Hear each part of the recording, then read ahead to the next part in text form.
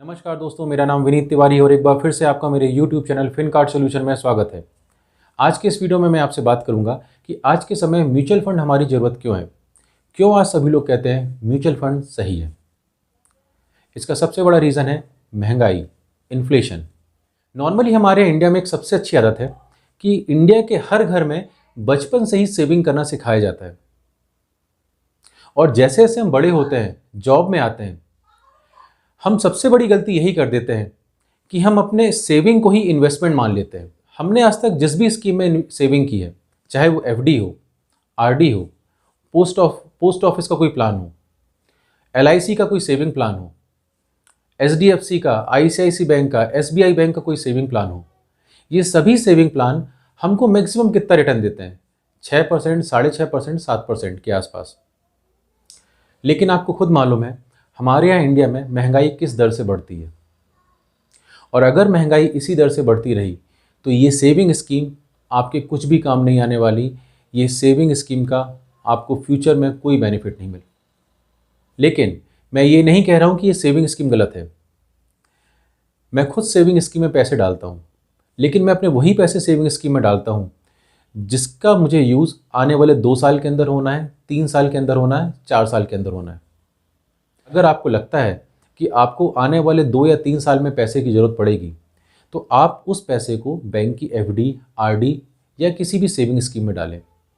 क्योंकि मैंने आपको पिछले वीडियो में बताया था 3 साल, 4 साल, 5 साल में म्यूचुअल फंड में वॉलेटिलिटी बहुत ज़्यादा होती है। इसलिए मैं कभी भी आपको सलाह नहीं दूंगा कि आप 2 साल, 3 साल के नज़रिए से म्यूचुअल फंड में इन्वेस्ट करें।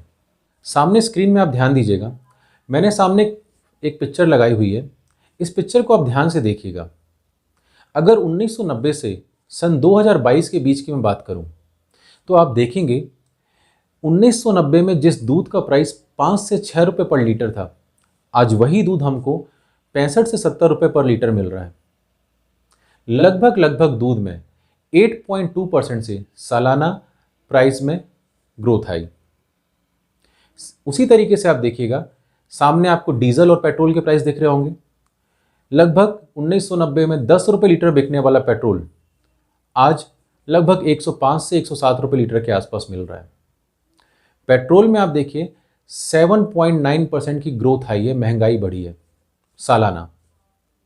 अगर वहीं मैं गोल्ड की बात करूं, तो 1990 में 3200 रुपये पर तोला मिलने वाला गोल्ड मार्च 2022 आते आते लगभग 50,000 पर तोले के आसपास हो गया था।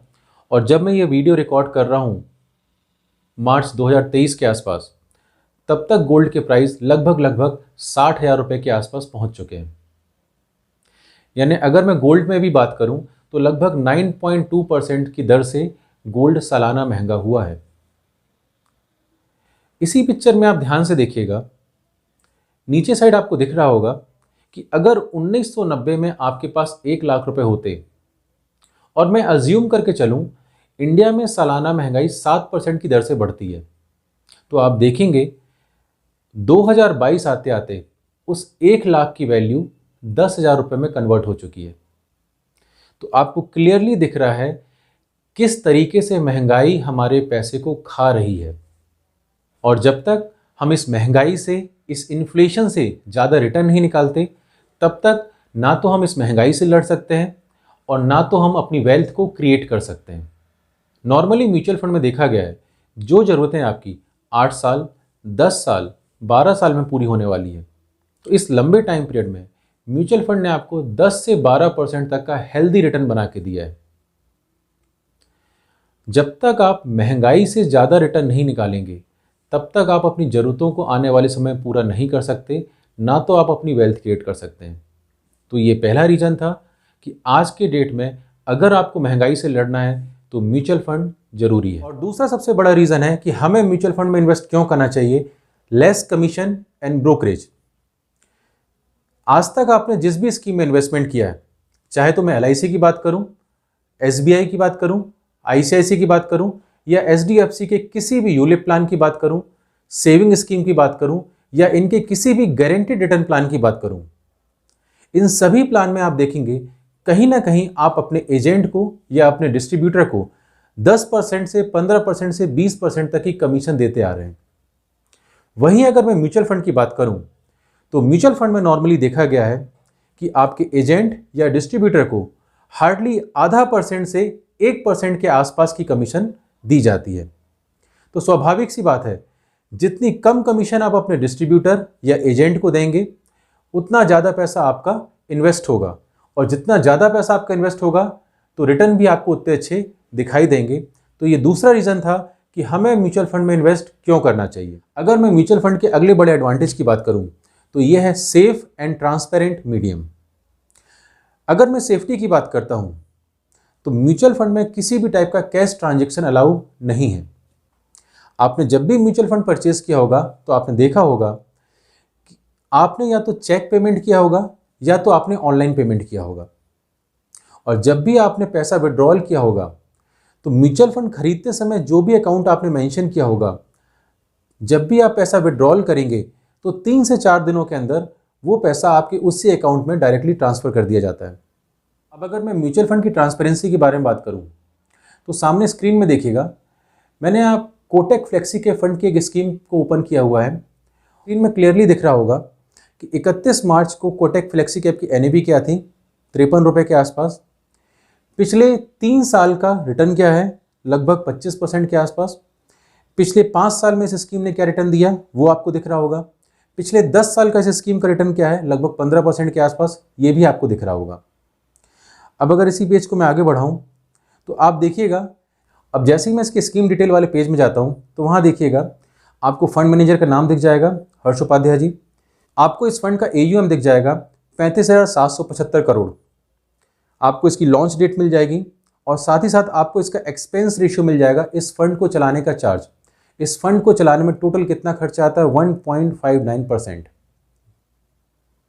और इसके अलावा जैसे ही मैं इसके पोर्टफोलियो में जाता हूँ तो पोर्टफोलियो में आप देखेंगे कि इस स्कीम ने आपके पैसे को किस किस कंपनी में कितने कितने % से इन्वेस्ट किया है, ये पूरी डिटेल आपके सामने ओपन हो गई है। आप देखेंगे कि लगभग 49 स्टॉक में इस कंपनी ने आपके पैसे को इन्वेस्ट किया है और हर स्टॉक में कितने % से आपको कितना पैसा लगाया गया है, ये पूरी डिटेल आपके सामने है।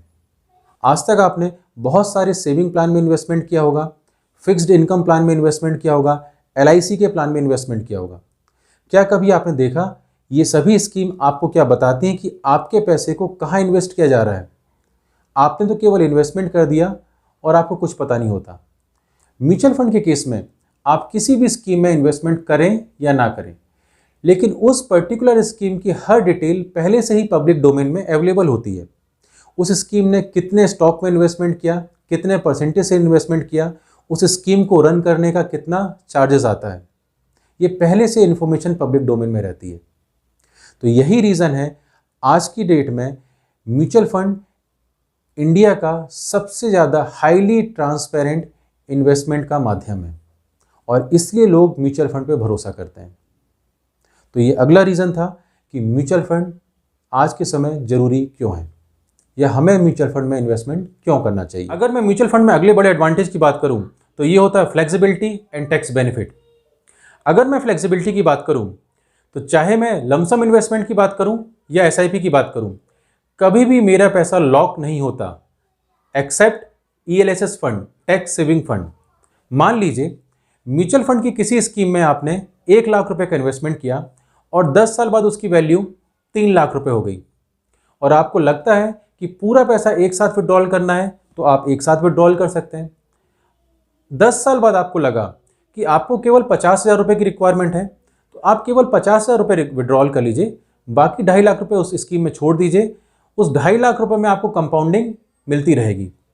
सिमिलरली SIP के केस में मैं चाहूँ तो डेली SIP कर सकता हूँ, वीकली SIP कर सकता हूँ, मंथली SIP कर सकता हूँ, क्वार्टरली SIP कर सकता हूँ। जो भी आपको सुटेबल हो आप अपने SIP पीरियड को चूज कर सकते हैं। इवन म्यूचुअल फंड के केस में आज की डेट में मिनिमम 100 रुपये से भी SIP स्टार्ट की जा सकती है, मिनिमम 100 रुपये से भी इन्वेस्टमेंट स्टार्ट किया जा सकता है।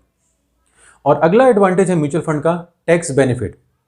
मैंने अब तक जितने भी फायदे आपको म्यूचुअल फंड के गिनाए, आप चाहें तो इन सभी फायदों का लाभ लेते हुए आप म्यूचुअल फंड में ELSS फंड के थ्रू टैक्स बेनिफिट का भी लाभ ले सकते हैं। हाँ, ELSS फंड में 3 साल का लॉक इन पीरियड जरूर होता है। अब आखिरी में मैं बात करूंगा म्यूचुअल फंड की लिक्विडिटी की। कई लोग मुझसे कहते हैं कि म्यूचुअल फंड से अच्छा रिटर्न तो प्रॉपर्टी में बनता है, लेकिन प्रॉपर्टी में कुछ दिक्कत है। पहली कि हर आम आदमी प्रॉपर्टी में इन्वेस्ट नहीं कर सकता, क्योंकि प्रॉपर्टी में इन्वेस्टमेंट के लिए आपको एक बड़े पैसे की रिक्वायरमेंट होती है। दूसरा, कभी इमरजेंसी में अगर आपको प्रॉपर्टी बेचनी पड़ जाए तो रातों रात आप अपनी प्रॉपर्टी नहीं बेच सकते। प्रॉपर्टी में हमेशा लिक्विडिटी की प्रॉब्लम आती है। वहीं अगर मैं म्यूचुअल फंड की बात करूं तो एक आम निवेशक भी 100 रुपये पर मंथ से SIP के थ्रू म्यूचुअल फंड में इन्वेस्ट कर सकता है। वहीं अगर उसको पैसे की रिक्वायरमेंट होती है तो वो आज विड्रॉल करेगा और 4 दिन के अंदर उसके बैंक अकाउंट में पैसा ट्रांसफर कर दिया जाता है। तो ये कुछ एडवांटेज थे म्यूचुअल फंड के जो मैंने आज आपसे डिस्कस किए कि हमें म्यूचुअल फंड में इन्वेस्टमेंट क्यों करना चाहिए। तो किसी तरीके के बहकावे में नहीं आए। म्यूचुअल फंड ने हिस्ट्री में भी हमें अच्छा रिटर्न बना के दिया है, आज भी अच्छा रिटर्न बना के दे रहे हैं, आने वाले कल में भी म्यूचुअल फंड हमें अच्छा रिटर्न बना के देने की काबिलियत रखते हैं।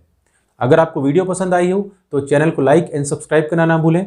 मिलते हैं नेक्स्ट वीडियो में, तब तक के लिए जय हिंद, जय भारत।